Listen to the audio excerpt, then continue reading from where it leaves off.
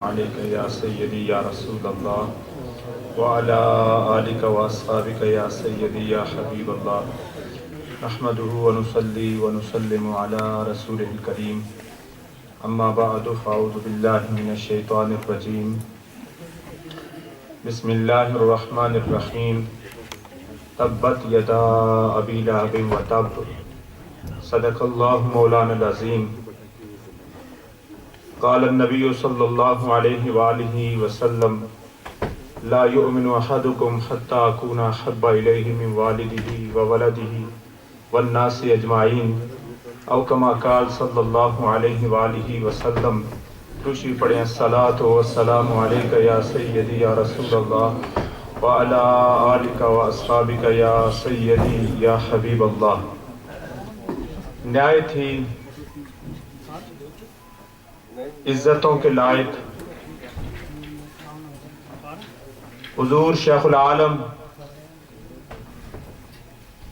سجادہ نشین آستانہ عالیہ نیریاں شریف آزاد کشمیر جو ہمارے سروں کے تاج ہیں، اللہ پاک نے ان کو یہ مقام عطا کیا ہے کہ جب بھی کوئی کام شروع کرتے ہیں تو اللہ سبحانہ و تعالی غیب سے اس میں مدد فرماتے ہیں، اور ان کی قیادت اور سیادت کے اندر وہ کام جو ہے پائے تکمیل تک پہنچ جاتا ہے۔ ابھی میرے ساتھ حضرت علامہ محمد نصیر اللہ خان صاحب اور ہمارے مفتی اعظم برطانیہ حضرت مفتی صاحب بانی جماعت اہل سنت برطانیہ تشریف لائے۔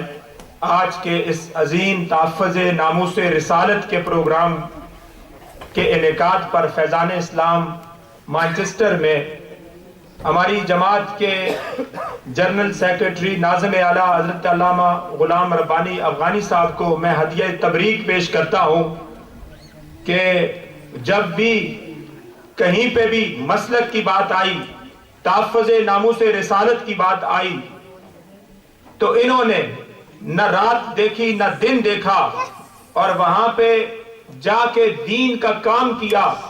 اللہ نے ان کو تمام زبانوں پہ عبور عطا کیا۔ اللہ پاک نے اس وقت لندن کے اندر عظیم سنٹر کے نئے سنٹر کے سنگ بنیاد اور اس کی اجازت ملی اور اس کے قیام کا سہرا اللہ نے ان کو عطا فرمایا، لیکن اس کے باوجود ان کے اندر جو عاجزی اور انکساری ہے وہی سب سے بڑی چیز ہے کہ آج دن بدن فیضان اسلام جو ہے وہ آج الحمدللہ اس ملک کے اندر 3 سنٹر اس کے ہو گئے ہیں۔ میں اس پہ ان کو ہدیہ تبریک پیش کرتا ہوں۔ سورہ لہب جو ہے بچے بچے کی زبان پر یہ سورت ہے۔ ہر نمازی جو ہے اس کو سورہ لہب جو ہے وہ یاد ہے۔ ذرا کبھی اس پہ غور کیا؟ اس کا 1 رکوع ہے، اس کی چند آیات ہیں، 70 حروف ہیں۔ یہ سورہ جو ہے اس کا شان نزول کیا ہے، اس کا معنی کیا ہے، اگر اس پہ غور کیا جائے تو اس سے ایک بات پتہ چلتی ہے۔ تحفظ ناموس رسالت کے حوالے سے نبی علیہ السلام کی ذات اقدس پر اگر کسی نے 1 انگلی اٹھائی تو اللہ سبحانہ و تعالی نے پوری سورت کو اس کی مذمت کے اندر نازل فرما دیا اور ارشاد فرما دیا تبت یدا ابی لہب وتب، ابو لہب کے دونوں ہاتھ تباہ ہو جائیں، اور وہ تباہ ہو ہی گیا۔ اب یہاں پہ ایک سوال ذہنوں کے اندر ابھرتا ہے۔ وہ سوال کیا ہے؟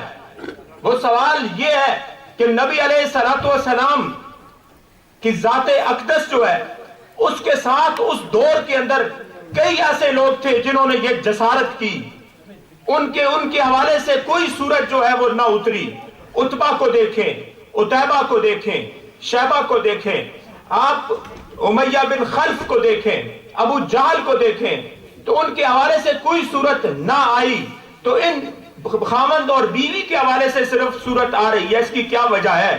تو فرماتے اس کی وجہ یہ سب سے پہلے انہوں نے گستاخی کی تھی تو اللہ سبحانہ و تعالیٰ نے ان کی مذمت میں پوری سورت کو نازل فرما دیا۔ یہ وہی ابو لہب ہے نا، جب سبیبہ یا صوبیہ وہ آتی ہے اور آ کے کہتی ہے اے ابو لہب مبارک ہو, اللہ سبحانہ و تعالیٰ نے تمہیں بتیجا عطا کیا ہے. اس وقت انڈیکس فنگر اٹھا کے کہتا ہے جا میں نے تجھے آزاد کر دیا ہے. اور جب اس دنیا سے جاتا ہے تو خواب میں دیکھا گیا, پوچھا گیا, تو اس نے جواب دیا کہ جب منڈے آتا ہے تو میرے عذاب میں تخفیف ہوتی ہے. اگر اس کے عذاب میں تخفیف ہو, اور جو نبی علیہ السلام کے تحفظ ناموس رسالت کے حوالے سے 19 اپریل برمنگھم آسٹن پارک کے اندر تحفظ ناموس رسالت کے لیے آواز بلند کرنے کے لیے لوگ اٹھے, جو برسلز کے اندر چلے جائیں, یہاں کی پارلیمنٹ تک چلے جائیں, بتائیں ان کا مقام اللہ کے ہاں کیا ہوگا, ان کا مقام کتنا بلند ہوگا. پہلی بات تو یہ تھی. دوسری بات یہاں پہ یہ ہے کہ ابو لہب یہ نبی علیہ السلام کا چچا تھا. جب انسان دیکھتا ہے یہ میرا بھائی ہے, اس کے ساتھ میں نے اتنا اچھا کیا, یہ میرا ریلیٹیو ہے, میں نے اس کے ساتھ اتنا اچھا کیا, اور اس کے باوجود وہ آ کے انسان کی جڑیں کاٹنا شروع کر دے, مخالفت کے اندر دن رات لگا رہے, تو انسان کو زیادہ تکلیف ہوتی ہے اس سے. ابو لہب جو تھا یہ سگا چچا بھی ہے, بنو ہاشم کا سردار بھی ہے. ابو لہب جو ہے یہ حضور علیہ السلام کے گھر کے ساتھ ایک پتلی دیوار صرف ہے, اور نبی علیہ السلام جب نماز پڑھتے, عبادت کرتے تو یہ تکلیف دیا کرتے. اس کی بیوی جو تھی وہ جنگل جاتی, کانٹے دار لکڑیاں, وہ جاڑی دار وہاں سے لکڑیاں اٹھا کے لاتی. نبی علیہ السلام کے قدموں کے اندر ان کو بچھا دیا جاتا کہ آپ جب عبادت کے لیے جائیں تو ان کو تکلیف ہو.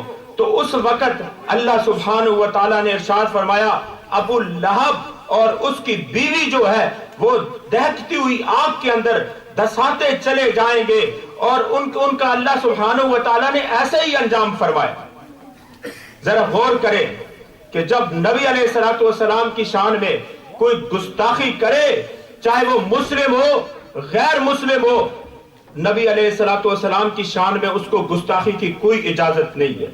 آج کے تحفظ ناموس رسالت کے حوالے سے جو پروگرام ہے, ہم اس حوالے سے جو بھی یہ آواز اٹھائیں گے, ہم جو ہے ان کے شانہ بشانہ قدم با قدم ان کے ساتھ پیچھے چلیں گے. اللہ سبحانہ و تعالی ہمیں 19 اپریل کا جو عظیم پروگرام ہے, جو پروقار بھی ہے, پرشوکت بھی ہے, اس کے اندر بڑھ چڑھ کر حصہ لینے کی توفیق عطا فرمائے. وما علینا الا البلاغ المبین.